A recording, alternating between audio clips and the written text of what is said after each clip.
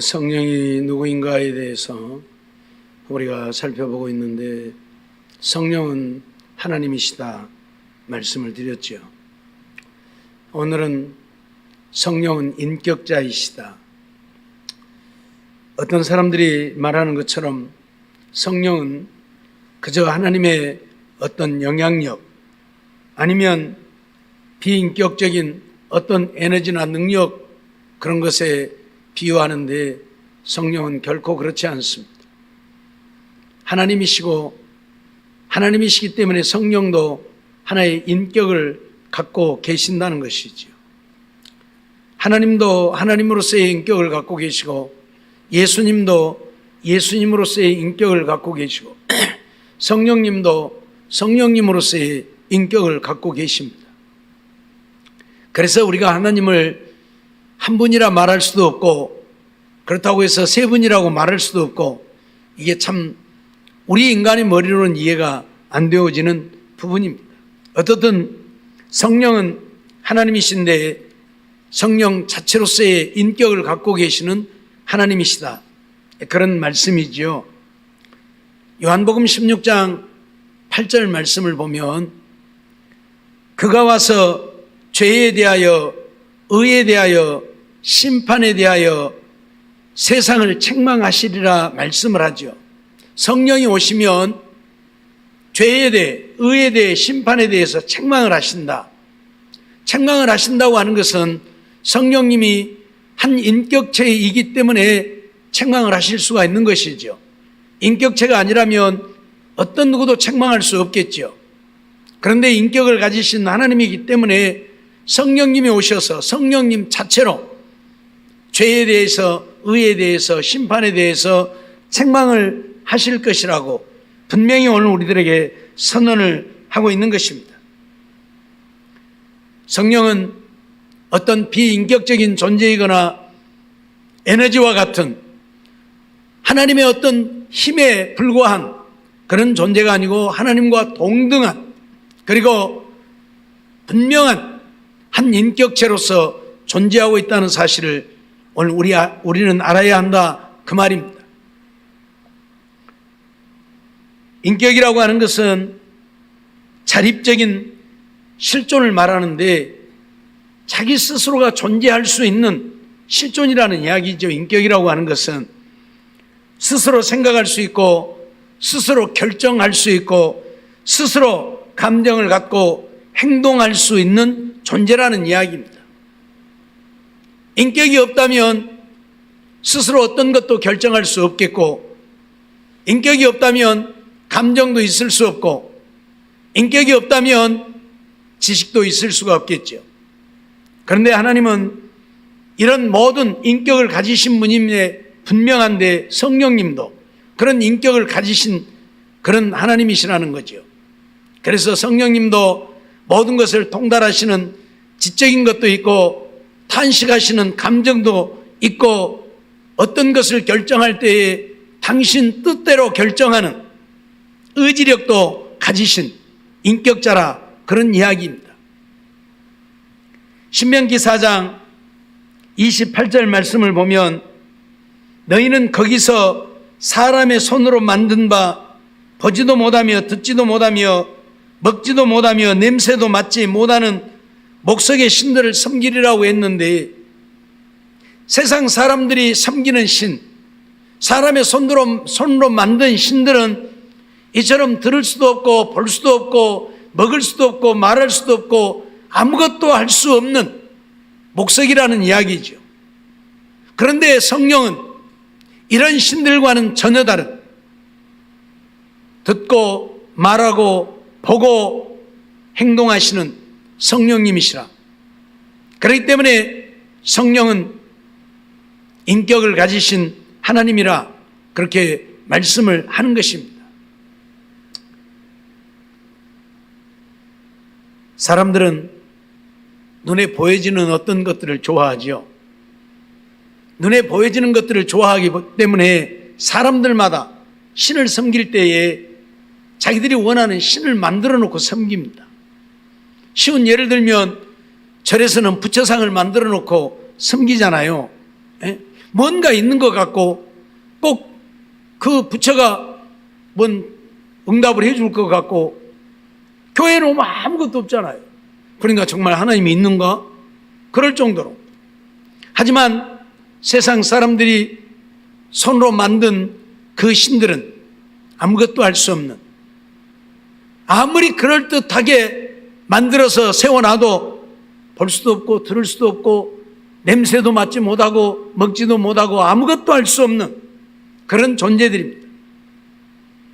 그러나 우리가 믿는 하나님은 그런 하나님이 아니시죠.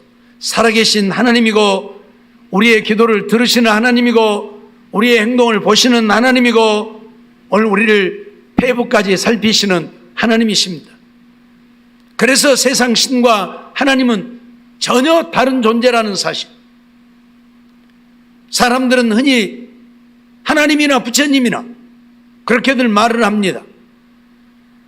또 어떤 사람들은 어떤 신이 강한지 모르고 어떤 신이 내 기도 들어줄지 모르니까 무엇을 아뢰을 때면 하나님, 부처님 뭐 다 불러가면서 그렇게 말하는 사람들도 있는데, 하나님은 세상에 그런 신들과 비교되어질 수 있는 신이 아니라는 것을 우리는 알아야 하고, 그러기에 성령님도 하나님의 존재로서 성령님 자체의 인격을 갖고 계시는, 그래서 성령님 독자적으로 책망도 하시고 탄식하기도 하고 하나님의 뜻대로, 성령의 뜻대로 어떤 일들을 행하시기도 한다는 사실을 우리는 알아야 합니다. 우리가 성령이 인격을 가졌다고 하는 것은 지적이기 때문에 인격을 가졌다고 말하는 것이지요. 성령은 하나님의 깊은 것까지 통달하시는 그런 성령이십니다. 고린도전서 2장 10절 말씀을 보면 성령은 하나님의 모든 것을 통달하시는 하나님이다. 성령이 하나님의 모든 것을 다 통달하신 분이다. 하나님의 깊은 것까지도 알고 계시는 하나님이다. 그런 이야기죠. 오늘 우리는 성령은 모든 것을 다 알고 계시는 지적인 하나님이라는 사실입니다. 하나님만이 모든 것을 다 알고 계시는 것이 아니라 성령님도 하나님의 그 깊은 것까지 통달하시는, 다 알고 계시는 하나님이시라. 그래서 성령을 지적인 하나님이라고 말을 하는 것, 지식을 가졌기에 인격을 가지신 하나님이라고 말을 하는 것이지요. 성령은 완전한 지식을 가지고 모든 것을 아시는, 그리고 가르치시는 하나님이십니다. 고린도전서 2장 13절 말씀을 보면 우리가 이것을 말하거니와 사람의 지혜에 가르친 말로 아니하고 오직 성령의 가르치신 것으로 하니 신령한 일은 신령한 것으로 분별하느니라 하고 말씀하고 있죠. 사람의 지혜가 아니라 성령의 가르치신 것으로 증거한다, 그 말이에요. 사도들이 복음을 전하면서 또 바울 사도가 고린도 교회에 편지를 보내면서 말하는 그 모든 것들은 사람의 지혜로 가르친 것이 아니고 성령이 가르치신 것을 증거한다, 그 말이에요. 그러니까 성령은 오늘 우리를 가르치시는 지적인 하나님이시라는 이야기죠. 분명히 성령은 하나님의 모든 것을 다 통달하시고 오늘 우리를 가르치는 지식을 가지신 인격적 하나님이라, 그걸 우리에게 말씀을 하고 있는 것이죠. 그런가 하면 성령은 정적인 요소를 가지고 있죠. 즉 성령도 감정을 가지고 계신다, 그 말이죠. 우리가 창세기 6장에 보면 하나님께서 사람 지으셨음을 한탄하셨다, 그런 표현을 썼는데 하나님이 실질적으로 한탄하셨다라는 그런 표현은 아닙니다. 다만 우리 인간적인 관점에서 볼 때 하나님이 우리들이 죄 짓는 모습을 보면서 한탄하지 않았겠느냐라고 한탄이라는 표현을 사용했지만, 예수님은 실질적으로 감정을 가지셨기에 슬퍼하기도 하고 눈물을 흘리시기도 하고 하셨죠. 이건 감정입니다. 이런 감정적인 요소가 있어야 인격이라 말합니다. 그런데 성령님도 그런 감정적인 요소를 가지고 계십니다. 오늘 성령을 감정을 가지신 분이라고 우리가 표현하는 것은 로마서 15장 30절 말씀 보면 성령의 사랑으로 말미암아 너희를 구원한다는 그런 말씀이 있는데 성령이 사랑하신다는 이야기죠. 사랑도 감정이죠. 그러니까 성령은 사랑을 갖고 계시는, 사랑의 감정을 갖고 계시는 분이시다. 감정적인 요소를 분명히 갖고 계시는 하나님이시죠. 그런가 하면 로마서 오늘 본문 8장 26절 말씀을 보면 성령이 말할 수 없는 탄식으로 우리를 위하여 친히 간구하신다는 말씀이 있어요. 탄식하신다는 말은 감정을 표현하고 있는 것이죠. 안타까움을 표현하고 있는 거예요. 그러니까 우리들이 하나님 앞에 기도해야 되는데 우리가 올바로 기도하지 못하니까 성령께서 우리를 도우시어서 우리를 위해 간구하시는데 말할 수 없는 탄식으로 간구하신다. 성령은 분명히 감정을 갖고 계시는 성령이고 그래서 인격적인 하나님이라 우리가 그렇게 말을 하는 것이지요. 또 오늘 27절 말씀도 보면 마음을 감찰하시는 이가 성령의 생각을 아시나니 이는 성령이 하나님의 뜻대로 성도를 위하여 간구하심이니라 말씀하고 있는데 성령은 하나님의 뜻대로 간구하신다. 그 말은 하나님도 하나님의 뜻을 갖고 계시지만 성령님도 자기 뜻을 갖고 역사하시는 하나님이심을 우리에게 가르치는 말씀이기도 해요. 마음을 감찰하시는 이가 성령의 생각을 안다고 표현을 했고 마음을 감찰하시는 이는 하나님이신데 성령의 생각을 아신다고 했고 이는 성령이 하나님의 뜻대로 성도를 위해 간구하시기 때문에 그런 표현을 썼는데 성령이 하나님의 뜻을 안다는 것은 성령이 자기도 하나님의 뜻대로 하나님의 뜻이지만 성령이 하나님의 뜻대로 간구하심을 오늘 우리에게 나타내므로 성령의 의지, 하나님의 결정이 그 성령의 의지, 결정임을 오늘 우리에게 가르치는 말씀이죠. 그러니까 성령도 의지적인 요소, 즉 자기 뜻대로 무엇을 할 수 있는 그런 결정권을 갖고 계시는 인격적 하나님이라 하는 것을 우리에게 가르치고 있는 말씀이죠. 빌립보서 2장 13절 말씀을 보면 너희 안에 행하시는 이는 하나님이시니 자기의 기쁘신 뜻을 위하여 너희로 소원을 두고 행하게 하신다는 말씀이 있죠. 우리 안에 행하시는 이가 누구입니까? 우리 안에 행하시는 이는 성령님이죠. 그걸 빌립보서에서 하나님이라고 표현했는데 너희 안에 행하시는 하나님이라고 표현을 했는데 거기서 말하는 하나님은 성령님을 지금 일컫고 있는 거예요. 그런데 이 하나님이 자기의 기쁘신 뜻을 위해서 자기 뜻이에요. 성령님이 자기의 기쁜 뜻을 위해서 우리로 소원을 갖고 행하게 하신다는 얘기예요. 오늘 우리들에게 소원을 주셨는데 우리에게 소원을 주셔서 그 소원을 갖고 살게 하시는 것은 하나님의 기뻐하시는 뜻을 이루게 하려고 그렇게 하신다는 말씀이죠. 그러니까 성령은 분명히 자기 뜻대로 자기 의지대로 무엇을 하실 수 있는 인격을 가졌다고 하는 것을 지금 우리에게 말씀하고 있고 가르치고 있는 것이죠.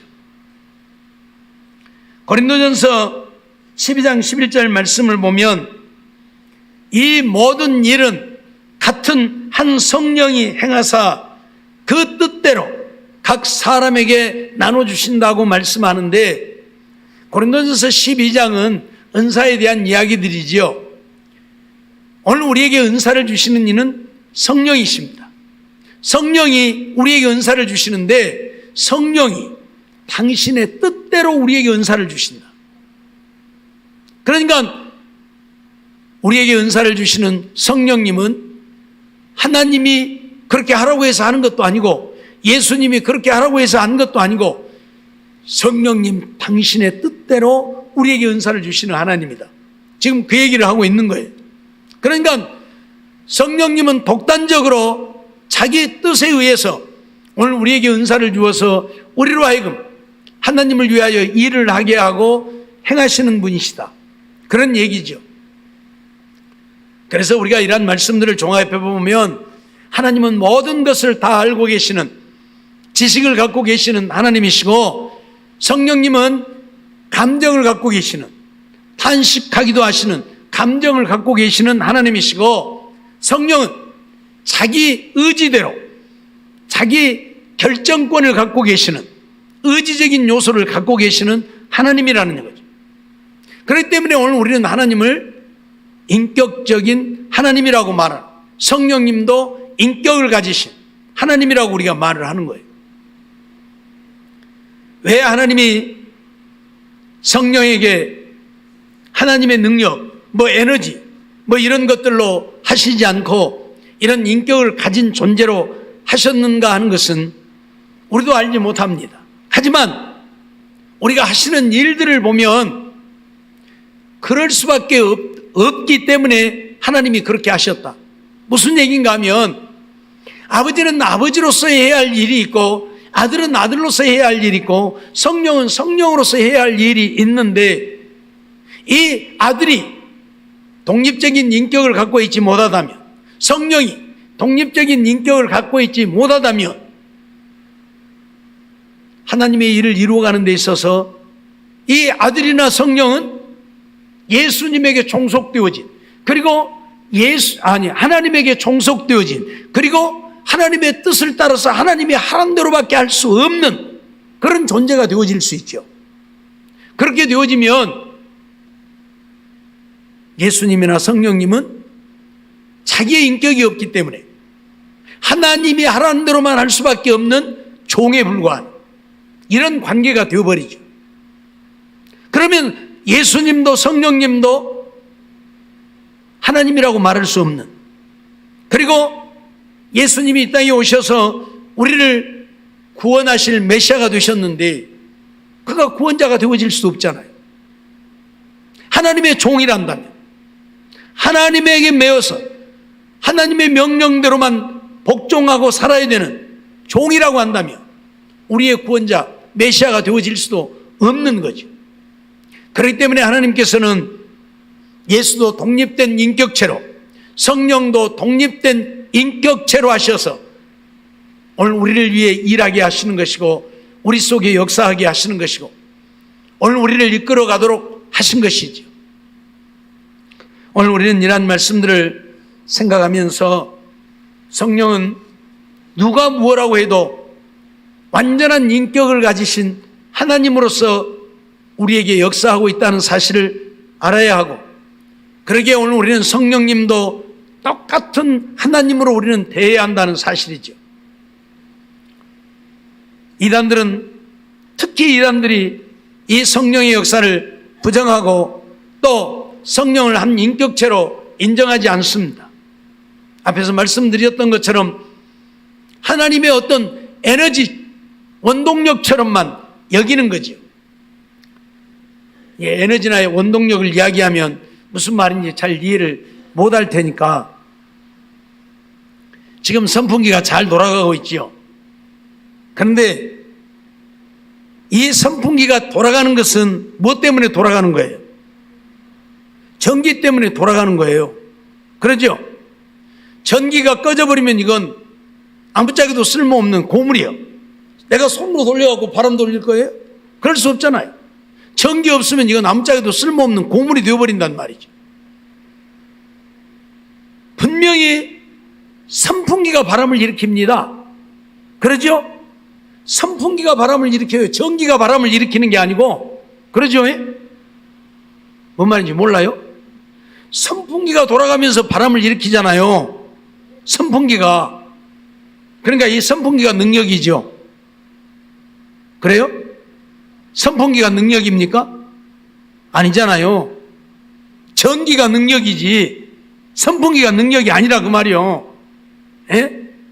이것은 단지 전기에 의해서 돌아가는 것뿐이요. 뭔 말인지 이해가 돼요? 성령을 하나님의 어떤 능력, 하나님의 어떤 에너지라고 표현하는 것은 바로 이 선풍기와 같은 것이라 그 말이에요.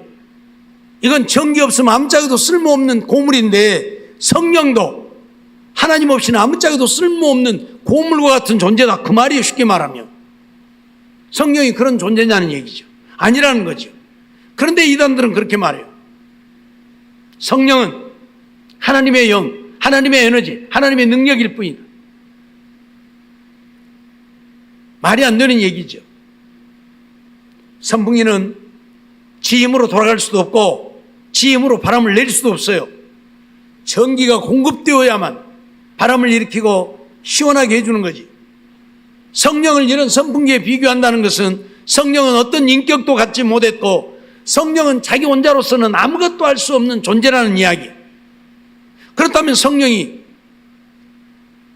인격자가 아니고 하나님이 아니라고 한다면 성령이 오늘 우리의 마음을 감동하고 우리를 이끌어서 예수 믿어 구원을 얻게 하고 믿음의 사람이 되게 하는 일들 할 수 없잖아요. 할 수 없잖아요. 그렇기 때문에 우리는 성령은 하나님이시라는 사실, 하나님과 동등한 조금도 다르지 않는 하나님이시라는 사실, 그런가 하면 성령은 완전한 인격자이시고 그래서 성령 자체로서 모든 것을 다 알고 행하시고 죄에 대해서 의에 대해서 심판에 대해서도 책망을 하시고 우리를 진리 가운데로 인도도 하시고 우리에게 말씀을 깨달아 알게도 하시고 이런 일들을 행하시는 것이죠. 또 감정을 갖고 있기 때문에 때로는 탄식함으로 간구하기도 하시고 우리를 책망도 하시는 것이고 오늘 우리를 이끌어가기도 하시는 것이고 그런가 하면 성령은 자기 뜻대로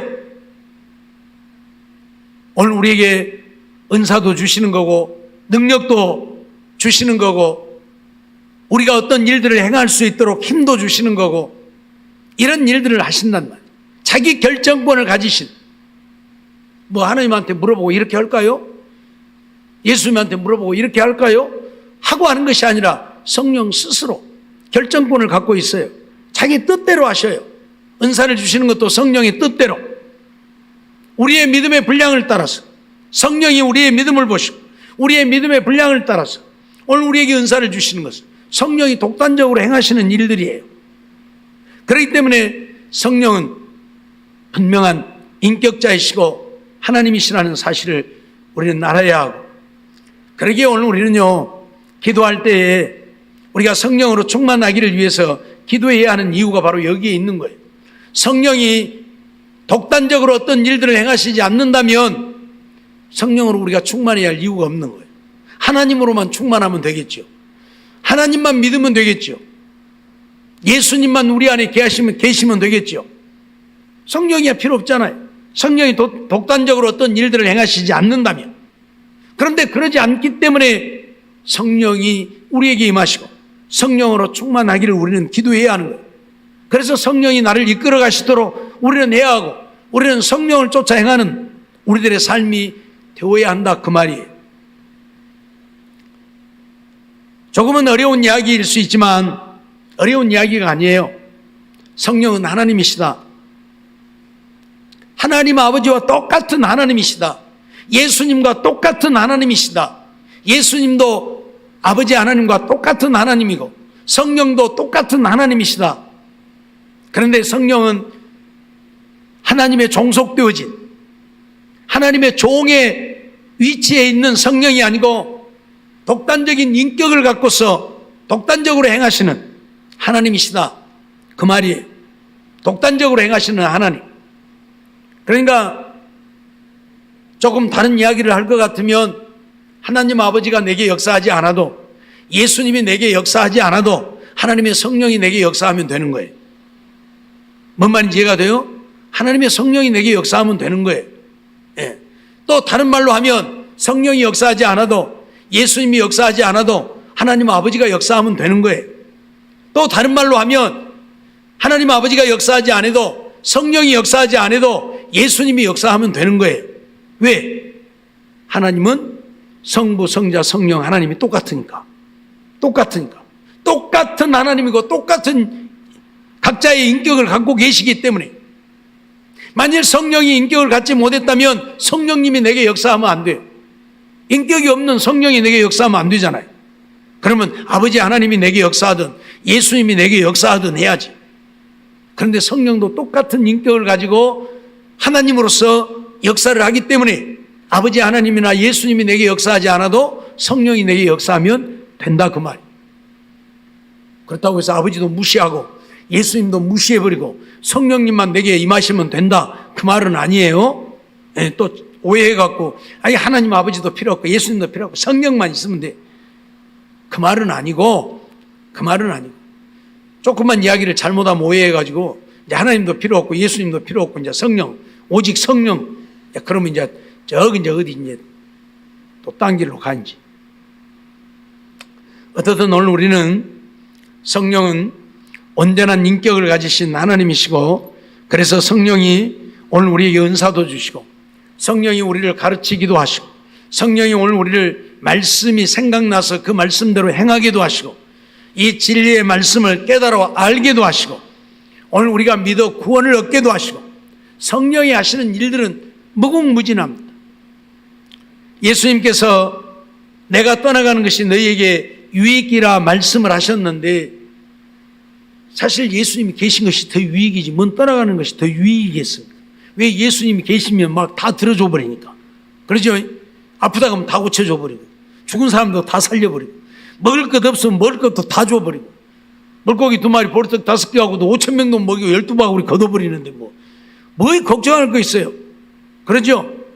예수님이 계시는 것이 더 유익인 것 같은데 예수님께서는 아니야, 내가 떠나가는 것이 너희에게 더 유익이다, 그러면서 내가 가면 너희에게 성령을 보내겠다고 말씀을 하시죠. 성령을 보내시겠다고 말씀을 하시고, 그 말씀을 하시기 전에 내가 떠나가는 것이 너희에게 유익이라고 하면서, 내가 떠나가면 너희가 나의 하는 일을 할 뿐만 아니라 나보다 더 큰 일도 하리라고 말씀을 하시잖아요. 우리가 어떻게 예수님보다 더 큰 일을 할 수 있어요? 불가능한 얘기잖아요. 근데 예수님 그렇게 말씀하셨거든요. 내가 떠나가는 것이 너희에게 유익이다, 그러면서 너희가 나의 하는 일을 할 것이요 나보다 더 큰 일도 하리라. 거기서 말하는 더 큰 일은 복음을 전하는 일들을 말하는데, 예수님은 사실 이 땅에 오셔서 전도에 실패했다고 해도 틀린 말이 아니에요. 왜? 12제자도 제대로 예수 믿는 믿음의 제자들 못 되게 했으니까. 그러죠? 12제자도 제대로 예수 믿는 믿음의 사람 못 되게 만들었잖아요. 그러니까 가룟 유다는 예수님 팔아먹고, 베드로는 부인하고, 다른 제자들은 예수님 십자가에 죽을 때 다 도망가 버리고. 제대로 된 제자가 있었더라면 하나라도 그 옆에 있을 거 아니에요. 도망 안 갔을 거 아니에요. 부인 안 했을 거 아니에요. 제대로 된 제자가 없는 거예요. 그런데 그들이 제대로 된 제자가 되어진 것은 언제예요? 성령이 오시니까. 성령이 임하니까 그들이 제대로 된 제자가 되어서 이제 주님을 위해서 죽을 수 있게 되잖아요.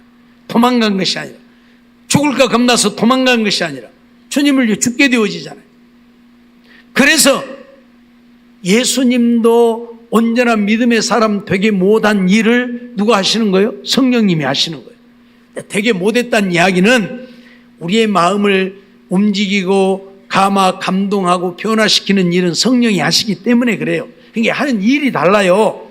말씀드렸던 것처럼 하나님이 하시는 일은 우리를 구원하기 위해 계획하시는 일들이, 이 백성을 내가 어떻게 구원할 것인가, 이 일들을 계획하시고, 내가 예수를 보내어서 저들의 죄를 대신 지고 십자가에 죽게 해야 되겠다 하신 일을 하신 것이고, 예수님은 오셔서 우리의 죄를 대신 지고 십자가에 죽으신 것이고, 성령님은 오셔서 그 사실을 믿게 하신 것이고, 그러니까 성령이 없이는 믿을 수가 없는 거예요. 그러니까 예수님을 따라다니면서 예수님이 죽어서 장사 지낸 지 나흘이나 되어진 나사로가 냄새가 나는데 예수님이 나사로야 나오니라 하니까 살아났잖아요. 그 모습을 제자들이 다 봤잖아요. 그러면서도 언제나 믿음의 사람이 되지 못한. 왜요? 하나님의 성령이 내 마음을 뒤집어 놓지 않으니까. 하나님의 성령이 내 마음을 뒤집어서 예수를 믿게 해야 되는데 그게 안 되니까. 그러니까 머리로는 아는데, 머리로는 이해가 되고, 머리로는 믿어지는데 이게 안 되는 거예요. 마음으로. 제가 전에도 말했죠. 마음으로 믿어야지 머리로 천년 만년 믿어봐야 그건 믿음이 아니라 이 머리에 있는 것이 여기 내려와야 돼. 그래서 마음으로 믿어 의에 이르고 무엇으로 믿어? 무엇으로 믿어? 무엇이요? 아, 입 없는 사람이 많이 있구나. 아, 입 없는 사람이 여기 많이 앉아 계시네요. 무엇으로 믿으라고요? 마음으로 믿어. 마음으로 믿어야 돼. 머리로 믿어 의에 이르고 말씀하신 적이 없어요. 마음으로 믿어. 머리로는 아는 거예요. 머리로는 아는 거고 마음으로는 믿는 거예요. 믿는 것은 마음으로 하는 거예요. 마음으로 믿어 의에 이르는 거예요. 알았어요? 머리에 있는 것이 여기까지 내려와야 되는데 여기까지 안 내려와. 내려올라다 말라다 항상 여기가 있어. 여기까지 내려와야 돼요. 여기 30cm도 안 되는 여기를 못 내려와. 30cm도 안 되는 여기를 못 내려온다니까. 여기를 내려와야 되는데. 그래야 믿음의 사람이 되는데. 왜 못 내려와요? 하나님의 성령이 역사하지 않으면 이 머리에 있는 것이 여기 내려올 수가 없어. 마음으로 믿어지지가 않아. 머리로는 이해를 하는데 마음으로 믿어지지 않아. 그래서 하나님의 성령이 임하셔야 마음으로 믿어지는 거예요. 믿음의 사람이 되는 거예요. 그래서 성령이 임하니까 제자들이 이제 변하여 예수 믿는 믿음의 사람 되어서 이제 주님을 위해서 기꺼이 목숨을 내놓고 죽게 되어지잖아요. 예?